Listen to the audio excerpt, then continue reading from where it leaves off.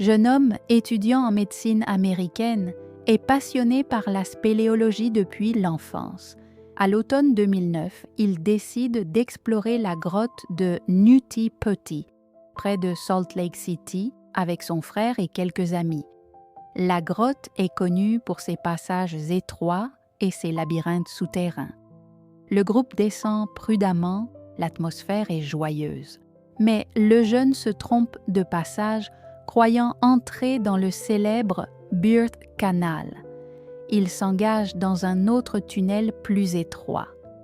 En rampant, il se retrouve rapidement coincé, la tête en bas, le corps comprimé entre la roche.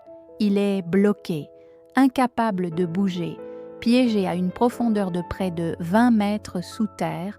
Son frère appelle les secours. Très vite, autorités et spéléologues expérimentés se mobilisent pour tenter de le sortir de là. Les sauveteurs l'atteignent, communiquent avec lui pour le rassurer. Ils essaient différentes techniques.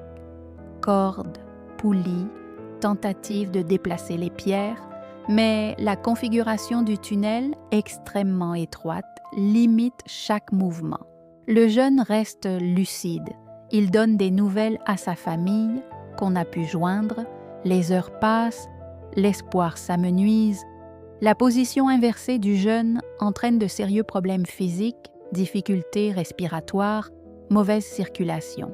Malgré les efforts acharnés, personne ne parvient à le libérer. Et après plus de 24 heures de cauchemar, le jeune décède, piégé à jamais dans la grotte. Après le drame, le choc est immense pour sa famille et la communauté spéléologique.